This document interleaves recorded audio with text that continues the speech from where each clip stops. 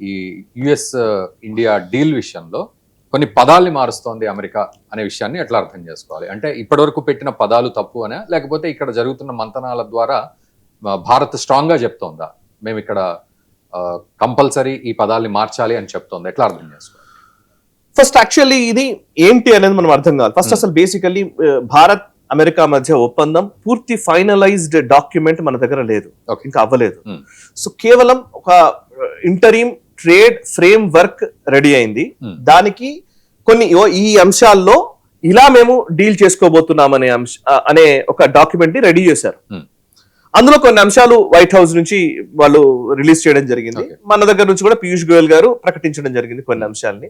ఆ frame work ఒకటి వచ్చింది. ఈ రెండిట్లో కూడా కొన్ని కన్ఫ్యూజన్స్ ఉన్నాయి, ఇటువైపు కొన్ని కన్ఫ్యూజన్స్ ఉన్నాయి. సో నెక్స్ట్ మంత్ అక్కడ నుంచి వాళ్ళ అమెరికా ప్రతినిధి వస్తారు అండ్ ఇక్కడ నుంచి పీయూష్ గోయల్ గారు ఉంటారు, మోస్ట్లీ లత్నిక్ గారు వస్తారు అనుకుంటాను. సో వాళ్ళిద్దరి మధ్య ఒక అఫీషియల్ గా అగ్రిమెంట్ కుదరబోతోంది. అఫీషియల్ అగ్రిమెంట్ కంటే ముందు ఈ ఫ్రేమ్ వర్క్ లో ఫస్ట్ వాళ్ళు కొన్ని అంశాలు పెట్టారు, వాటి మీద మనం అభ్యంతరం తెలిపాము. అది బ్యాక్ ఎండ్ ఛానల్స్ లో వస్తుంది అనమాట.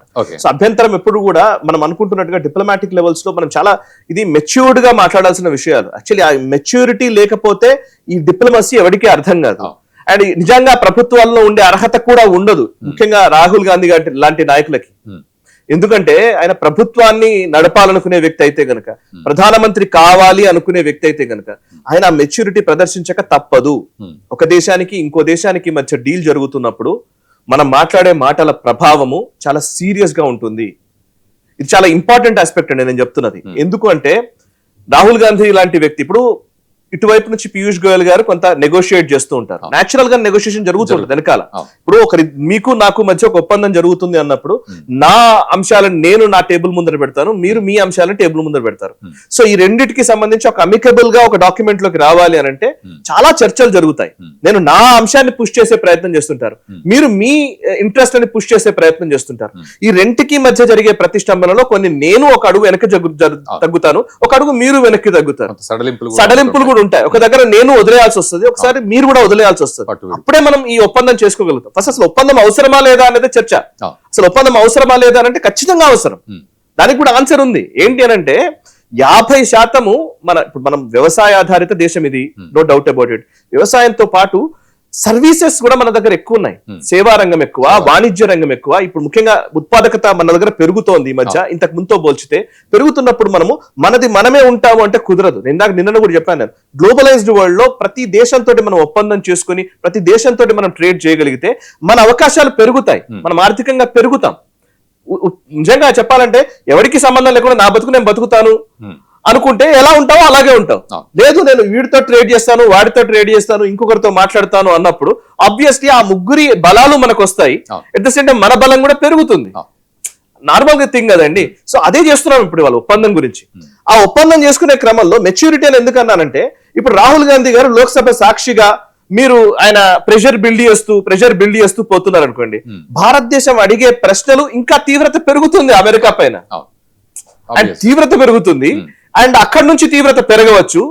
మీరు ఎట్లాగూ సకమైపోతున్నారు కదా ఆ రాహుల్ గాంధీకి అని చెప్పేసి. సో అటు నుంచి వచ్చే ఆ ప్రతిష్టంభనలో నిజంగా డీలే కుదరకపోవచ్చు, ఆ కుదిరినా కూడా సరిగ్గా ఉండకపోవచ్చు. సో అందుకే కొంచెం మెచ్యూరిటీ ఉండాల్సిన అవసరం అయితే ఖచ్చితంగా ఉంది. రెండో అంశం ఏంటంటే ఇప్పుడున్న డీల్ లో మేజర్ గా అందులో ఇచ్చినటువంటి ట్రేడ్ ఫ్రేమ్ వర్క్ లో కొన్ని చేంజెస్ చేశారు. ఆ చేంజెస్ ఏంటంటే ఇంతకు ముందు వాళ్ళు పెట్టిన దాంట్లో పల్సెస్, చిరుధాన్యాలకు సంబంధించినటువంటి ప్రస్తావన ఉండింది. ఆ పల్సెస్ కి సంబంధించిన దాంట్లో ఇంతకు ముందు వాళ్ళు ఏం పెట్టారంటే India would reduce tariffs on US pulses and give market access అని రాశారు. ఇంతకు ముందు వాళ్ళు మన పల్సెస్ మీద వాళ్ళు టారిఫ్స్ తగ్గిస్తారు, అమెరికా నుంచి వచ్చే గూడ్స్ మీద పల్సెస్ మీద తగ్గించేసి మనకు మార్కెట్ యాక్సెస్ ఇస్తారని చెప్పి రాశారు.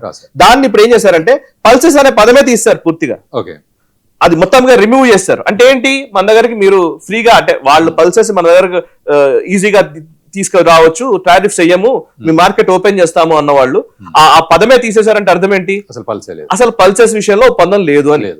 సో అదే పీయూష్ గోయల్ గారు మన దీంట్లో కూడా చెప్పారు. సెకండ్ అంశం ఏంటంటే $500 బిలియన్ పర్చేస్ కి సంబంధించి, అంటే $500 బిలియన్ కొనుగోళ్లు అంటే దిగుమతులు భారత్ అమెరికా నుంచి చేసుకుంటుంది అని అందులో ఉంది. అందులో వాళ్ళు ఏం రాశారంటే ఇండియా కమిటెడ్ అనే పదాన్ని వాడారు. కమిట్ అయింది $500 బిలియన్ కొనుగోళ్లు చేస్తానని కమిట్ అయ్యింది అని రాశారు. కమిటెడ్ అన్న పదాన్ని తీసేసి ఇండియా ఇస్ ఇంటెండింగ్ టు అని రాశారు. ఇంటెంట్స్ అనే మాట రాశారు. అంటే ఇంటెండ్ చేస్తుంది, చూస్తోంది అని అర్థం వస్తుంది. కమిట్ అయ్యేదానికి ఇంటెండ్ అనే దానికి డిఫరెన్స్ ఉంది. సో మేము చూస్తాము, $500 బిలియన్ మేము తీసుకోవాలన్నా వద్దా మేము చూస్తాము అంటే అది పర్స్యూ చేస్తోంది అనే ఒక అభిప్రాయాన్ని ఇందులో తీసుకొచ్చారు. అది యుఎస్ఏ చేంజ్ చేసింది. అంటే ఎవరు ఎందుకు చేంజ్ చేసింది అంటే వాళ్ళే రిలీజ్ చేసిన డాక్యుమెంట్ కాబట్టి వాళ్ళే ఎడిట్ చేయాలి. వాళ్ళు ఎడిట్ చేసి ఇస్తున్నారంటే అర్థం ఏంటి, మనం ఇక్కడ నుంచి ప్రెషరైజ్ చేస్తున్నామని అర్థం. సో మనం ప్రెషరైజ్ చేస్తున్నాము, మనం నెగోషియేట్ చేస్తున్నాము. సో వాళ్ళే వాళ్ళ డాక్యుమెంట్ లో చేంజెస్ చేస్తున్నారు. సో ఇది రెండవది. మూడవది డిజిటల్ సర్వీసెస్ ట్యాక్స్. ఈ అంశానికి సంబంధించి India would eliminate or alter digital taxes on US tech firms అని రాసింది అనమాట. వీళ్ళు అసలు ట్యాక్సెస్ లేకుండా తీసేస్తారు. టెక్నాలజీ ఫర్మ్స్ కి సంబంధించి మనం డిజిటల్ సర్వీసెస్ ట్యాక్స్ ఇస్తామని మొన్న చెప్పాం. సో ఆ ట్యాక్సే లేకుండా చేస్తామని అన్నారు అని అంటే మనం ఏం చేశామంటే ఆ డైల్యూటెడ్ ఆ కాలంనే ఆ క్లెయిమ్ ని మొత్తాన్ని కూడా మనం రిమూవ్ చేసాము అండ్ కొంత దాన్ని సవరించామన్నమాట. So direct digital services tax అనేది కంటిన్యూ అవుతుంది అమెరికాకు సంబంధించిన ఫర్మ్స్ మీద. ఇది కూడా మన విజయమే. నాలుగవది అగ్రికల్చరల్ కి సంబంధించి వ్యవసాయానికి సంబంధించినటువంటి వాటిల్లో దాంట్లో రాసింది ఏంటంటే వాళ్ళు అమెరికా రిలీజ్ చేసినటువంటి ఆ డాక్యుమెంట్ లో రాసింది ఏంటంటే India would open agriculture broadly. మొత్తంగానే అగ్రికల్చర్ కి సంబంధించి మొత్తంగా ఇండియన్ మార్కెట్ ఓపెన్ అవుతుందని చెప్పారు. దాన్ని కూడా మనం తీసేసాం, దాన్ని కూడా మనం తొలగించడం జరిగింది. దాన్ని కొంచెం మాడిఫై చేసి ఇంకో పదాన్ని వేరే పదాలను పెట్టాము. సో అంటే అర్థం ఏంటి అంటే వ్యవసాయ ఉత్పత్తుల్ని పూర్తిగా మన దేశం పైన డంప్ చేద్దామని అనుకున్నటువంటి అమెరికా ఆశలు గల్లంతైపోయాయి. దాని మీద మనం పట్టు వదలకుండా మనం గట్టిగా కూర్చున్నాము. పీయూష్ గోయల్ గారు కానీ మిగతా ప్రభుత్వానికి సంబంధించినటువంటి అధికారులు వీళ్ళందరూ కూడా గట్టిగా ఉండడంతో ఆ వాళ్ళు కూడా వెనక్కి తగ్గక తప్పలేదు. సో ఇదొక చేంజ్. సో లాస్ట్ అంశం ఏంటంటే దీంట్లో మనం ఓవరాల్ గా చూస్తే పల్సెస్ కి సంబంధించి టారిఫ్ రిడక్షన్ చేయాలి అని చెప్పేసి వాళ్ళు మెన్షన్ చేశారు. మనం చేయలేదు, క్లాజే తీసేసాము. అండ్ మన ఫార్మర్స్ ని మనము బతికించుకున్నట్టు. ఎందుకంటే బికాస్ పల్సెస్ అన్ని కూడా మన దగ్గర ఆల్రెడీ ఉన్నాయి. మన ఎక్సెస్ మన దగ్గరనే పండుతాయి. మనం ఆత్మనిర్భరతలో ఉన్నాము. మనం వాళ్ళ నుంచి తెచ్చుకోవాల్సిన అవసరం లేదు. వాళ్ళ నుంచి టారిఫ్ తీసేసాము అని అంటే వాడు మన రైతులు పండించినటువంటి పంట ఈ రెండు కూడా కాంపిటేటివ్ ఫీల్డ్ లోకి వస్తే మనకు నష్టం. సో అందుకోసమే దానికి టారిఫ్ వేసే ఇది వాళ్ళ రేట్ ఎక్కువగానే ఉంటుంది. సో వాళ్ళు ఎక్కువగా డంప్ చేయడానికి వీలు ఉండదు. సో మన రైతులు సేఫ్ గా ఉంటారు. నెంబర్ 2, $500 బిలియన్ పర్చేస్ విషయంలో మేము చూస్తాము అని చెప్పాము. నాట్ కమిటెడ్ అనే మాట తీసేసాం. సో అందులో 500 బిలియన్, ఈవెన్ వాళ్ళ రాహుల్ గాంధీ గారు అన్నారు $500 బిలియన్ పర్చేస్ చేస్తామని చెప్పారు. అసలు మొత్తం అంతా వాళ్ళ వైపే ఉంది ఈ డీల్ అంతా అని చెప్పారు. వాళ్ళ వైపు $500 బిలియన్ కొంటామంటే అర్థం ఏంటి అని అంటే $500 బిలియన్ సంబంధించినటువంటి ఏ వస్తువులు కొంటావు నువ్వు? డిఫెన్స్ ఎక్విప్మెంట్ చాలా సీరియస్ గా మనం తీసుకోబోతున్నాం.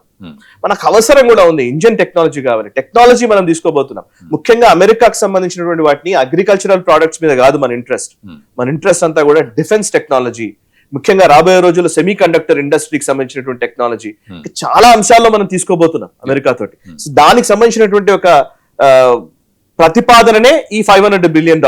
మన వాళ్ళు పిచ్చోళ్ళేం కాదు. $500 బిలియన్ ఎట్లా తీసుకుంటావు అంటే $500 బిలియన్ అవసరమైనవి ఏమున్నాయో అవి ఆల్రెడీ చూసుకొని ఉండుంటారు. సో డిజిటల్ ట్యాక్స్ ఎట్లా కంటిన్యూ చేస్తామన్నాము. అగ్రికల్చర్ కి సంబంధించిన కూడా క్లారిటీ ఇచ్చాం. సో మొత్తానికి భారతీయులు, భారత ప్రజలు భయపడాల్సిన అవసరం లేదు.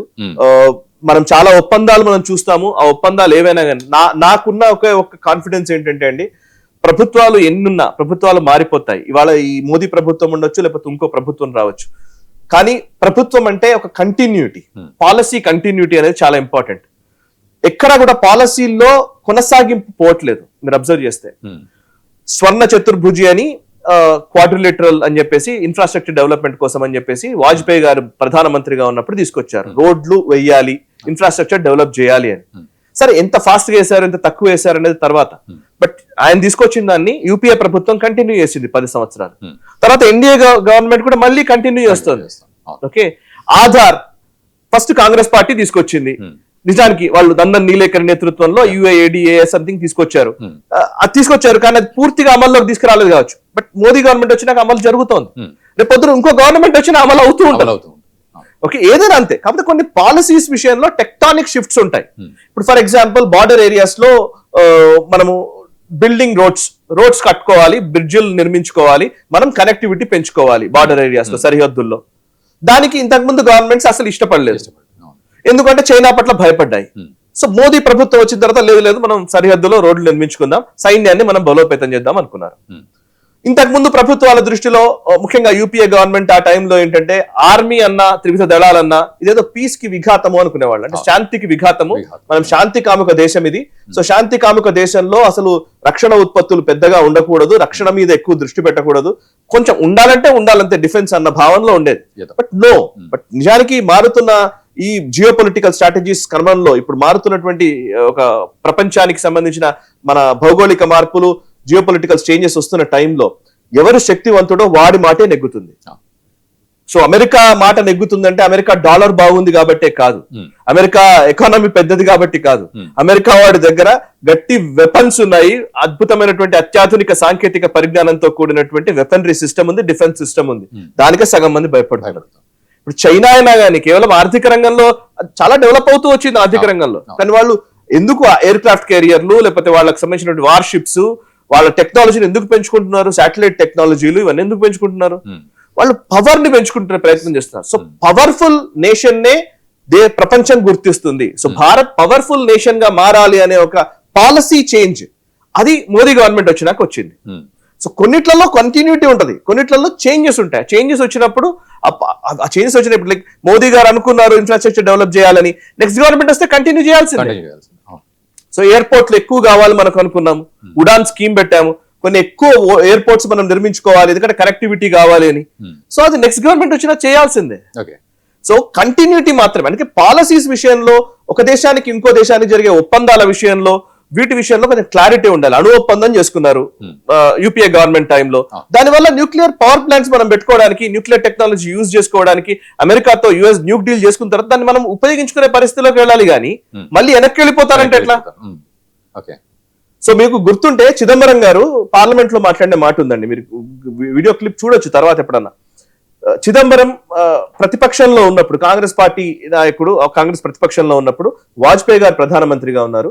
వాజ్పేయి గారి టైంలో అణు పరీక్ష జరిగింది, పోఖ్రాన్ అణు పరీక్ష జరిగింది. అది విజయవంతమైన తర్వాత వాళ్ళు మాట్లాడుతూ ఏమంటారంటే అసలు యాక్చువల్లీ బేసికల్లీ అసలు మనం ఎందుకు అణ్వస్త్రాలు తయారు చేసుకోవాలి అని చిదంబరం గారు మాట్లాడారు.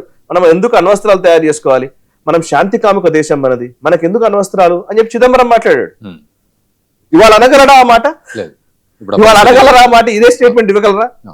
ఒక 5 ఏళ్ల క్రితమో నాకు తెలిసి 7 ఏళ్ల క్రితం అనుకుంటాను, డిమానిటైజేషన్ అయిన తర్వాత మొత్తం క్యాష్లెస్ ఎకానమీ వైపు వెళ్ళాలనుకుంటున్నాము అని చెప్పి గవర్నమెంట్ చెప్పింది. అప్పుడు అరుణ్ జైట్లీ గారు ఉండే, క్యాష్లెస్ ఎకానమీ వైపు వెళ్ళాలి, మనం పూర్తిగా అసలు టెక్నాలజీని యూజ్ చేసుకోవాలి, డిజిటల్ ట్రాన్సాక్షన్స్ వైపు వెళ్ళాలి అని చెప్పేసి అరుణ్ జైట్లీ గారు అంటే, ఇదే చిదంబరం గారు అన్నారు డిజిటల్ ట్రాన్సాక్షన్స్ ఎట్లా చేస్తారండి, అసలు చిన్న కూరగాయల కొట్లు ఉంటాయి, అవి ఉంటాయి, ఇవి ఉంటాయి, వాళ్ళ దగ్గరికి వెళ్ళి ఎట్లా మీరు వేస్తారు, ఇంటర్నెట్ పెట్టమంటారా, కార్డ్ స్వైప్ చేస్తారా, ఏమనుకుంటున్నారా సార్, ఎలా ఉంటారని హెక్కిల్ చేశారు, నవ్వారా సార్, నిజంగా చెప్పాలంటే నవ్వులపాల అయ్యేలాగా మాట్లాడారు. అట్లాంటిది వాళ్ళు ఎక్కడున్నాం మనం కట్ చేస్తే? మరి చిదంబరం గారు మా వ్యాఖ్యలు వెనక్కి తీసుకుంటారా? సో మనము రాబోయే టెక్నాలజీని, రాబోయే వాటిని ఊహించకుండా, ఇవాళ ఇదే రాహుల్ గాంధీ గారు గతంలో పాపులేషన్ కంట్రోల్ చేసింది ఎవరు? ఎమర్జెన్సీ టైంలో బలవంతంగా నస్బందీలు చేసింది ఎవరు? కుటుంబ నియంత్రణ ఆపరేషన్ చేపించింది సంజయ్ గాంధీ గారు. ఎవరు? రాజీవ్ గాంధీ గారి సోదరుడు. ఓకే, సో వీళ్ళ బాబాయ్ పెద్దనాన్న వాటెవర్ బాబాయ్. సో ఆయనే కదా చేయించింది, ఇందిరాగాంధీ హయాంలోనే కదా కుటుంబ నియంత్రణ ఆపరేషన్ జరిగింది. ఇవాళ ఇదే రాహుల్ గాంధీ చెప్తున్నారు పాపులేషన్ చాలా బలము అని. మరి జనాభా నియంత్రణ చేసింది ఎవరు ఆ టైంలో? ఎందుకు మాట్లాడారు మరి అవన్నీ? సో మనము అంటే ఇప్పటికైనా రాహుల్ గాంధీ గారు జనాభా విషయంలో ఒక మంచి స్టాండ్ తీసుకొని మాట్లాడినందుకు really we have to appreciate him. So what ever it may be, so government ఉన్నా లేకున్నా దేశం చాలా ఇంపార్టెంట్, దేశానికి సంబంధించిన ప్రయోజనాలు చాలా ఇంపార్టెంట్. ఈ దృష్టిని పక్కన పెట్టి కేవలం ఓన్లీ రాజకీయాలే మాట్లాడతామంటే ఆ రోజు వరకే రాజకీయాలు ఉంటాయి, తర్వాత ఉండవు. సో ఇదివరకంటే కొంచెం మెచ్యూరిటీగా మాట్లాడారు అనమాట మీరు అన్న ప్రకారం పాపులేషన్ విషయంలో.